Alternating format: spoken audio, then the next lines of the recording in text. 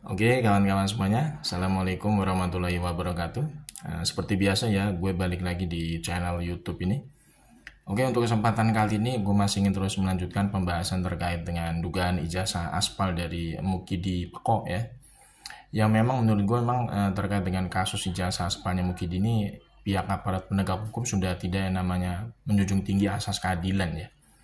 Karena dalam proses pengambilan BAP saja bagi Mukidi ini dari selaku pihak pelapor gitu ya.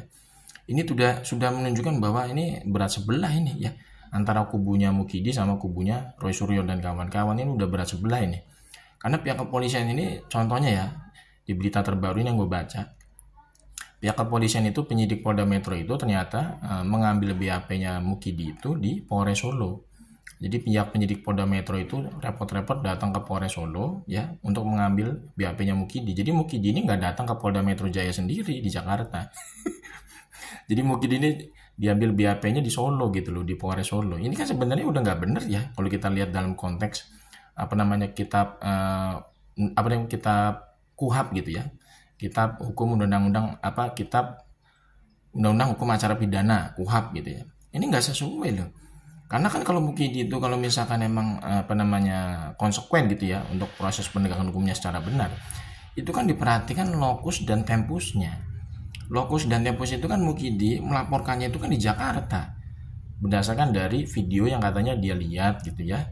Katanya Roy Suryo ini melakukan fitnah terhadap dia karena sudah menuduh ijazahnya aspal di beberapa podcast gitu kan. Itu lokasinya kan di Jakarta, lokus tempusnya. Ya kan? Dan Mukidi itu kemarin melaporkannya juga ke Polda Metro Jaya itu di Jakarta laporan awal dia. Kenapa sekarang ketika diambil BAP malah di Solo, di Polres Solo? Ini kan sebenarnya udah menyalahi ya prosedur penegakan hukum ketika masuk ke ranah penyidikan untuk pengambilan BAP bagi pihak pelapor gitu loh. Dia aja dari sudut pandang hukum aja sebenarnya udah ngawur banget gitu ya. Dan ini sebenarnya kan menunjukkan bahwa aparat penegak hukum kita itu tidak profesional, ya. Masih seolah-olah tuh kayak masih ibaratnya tuh kalah sama Mukidi gitu loh. Padahal Mukidi itu bukan siapa-siapa lagi gitu ya. Mukidi itu kan sudah menjadi warga negara biasa. Harusnya dia itu diperlakukan sama seperti Roy Suryo dan kawan-kawan.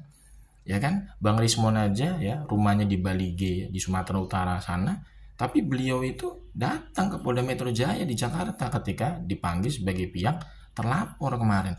Roy Suryo semuanya gabung juga ya kan, gabung semua tuh tim TPUA Egy Sujana itu kompak datang ke Polda Metro untuk dimintai keterangan.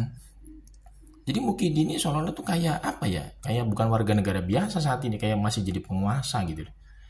Kok bisa-bisanya diistimewakan ketika menjalani proses penegakan hukum untuk diambil BAP-nya sebagai pelapor. Jadi kan kalau misalkan kayak begini terus kan ya ini sulit juga kita ya melihat ibaratnya nih kasus ijazah aspalnya Mukidi ini bisa berjalan setara nanti di pengadilan. Kalau misalkan proses dari penyidikan begini aja udah berat sebelah gitu ya, si Mukidi diistimewakan gitu ya, ibaratnya mendapatkan jalur VVIP ya, bisa istilahnya diambil BAP-nya di Polres Solo, padahal lokus tempusnya dia itu pelapornya kan di Jakarta gitu ya. Kemudian nanti ijazahnya Mukidi ini patut diduga ya, ijazahnya Mukidi ini ya dari SD sampai S1 itu patut diduga itu nggak disita oleh pihak penyidik Polda Metro. Nanti Mukidi itu cuman ngasih lihat di Polres Solo gitu kan ya. Habis itu ijazahnya tuh semuanya dibawa pulang lagi kayak kemarin. Berarti ini kan sebenarnya semacam kayak dagelan ya. Ibaratnya penegakan hukumnya kayak dagelan. Barang bukti itu kan ijazahnya Mukidi yang katanya asli secara fisik itu kan harusnya disita oleh pihak penyidik Polda Metro. Ya kan, habis itu nanti dibawa ke kejaksaan kalau P21, nanti masuknya ke pengadilan. Jadi harus ada barang buktinya. Karena objek sengketa yang sekarang digugat itu kan ijazahnya Mukidi gitu kan secara fisik. Jadi jangan sampai ijazahnya Mukidi itu semuanya dibawa pulang lagi ke Solo, ke rumahnya Mukidi. Harusnya pihak penyidik itu menyita semua ijazahnya Mukidi itu dibawa ke Polda Metro Jaya di Jakarta.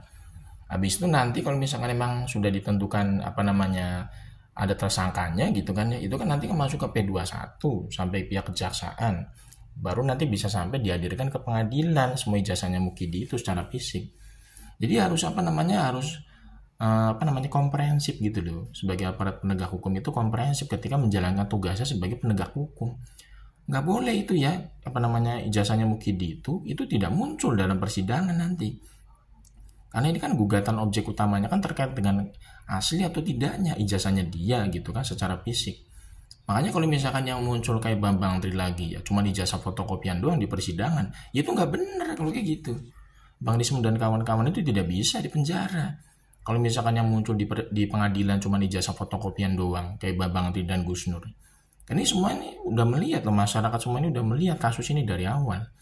Jadi pihak kepolisian itu jangan jangan bermain-main lagi seperti kasusnya Bambang Tri dan Gus Nur. Dulu Bambang Tri dan Gus Nur itu bisa dipenjara karena belum mendapatkan perhatian besar dari masyarakat.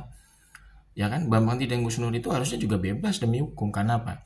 Karena ijazah aslinya Mukidi secara fisik itu nggak pernah muncul di persidangan. Yang muncul cuma ijazah fotokopian yang dilegalisir gitu loh. Kalau misalkan nanti Bang Desmond dan kawan-kawan mau diperlakukan sama seperti Bambang Tri, itu nanti bisa jadi ada reformasi jilid 2, bisa jadi itu dari masyarakat. Karena apa? Karena terbukti ya penegakan hukum di negara kita ini dalam tanda kutip sudah dirusak oleh Mukidi gitu loh ya. Mukidi itu tidak bisa menunjukkan ijazah aslinya di persidangan, tidak bisa menunjukkan ijazah aslinya di hadapan publik, tapi dia bisa memenjarakan orang gitu loh. Ini kan sebenarnya udah merusak negara hukum kita ini. Dan pasti nanti ada pergerakan dari masyarakat, ya kan? Bisa jadi ada reformasi jilid 2. Kalau misalkan Bang Desmond dan kawan-kawan itu dipenjara, tapi ijazah aslinya Mukidi secara fisik itu tidak pernah muncul di persidangan, gitu. Seperti kasusnya Bambang Tri dan Gus Nur.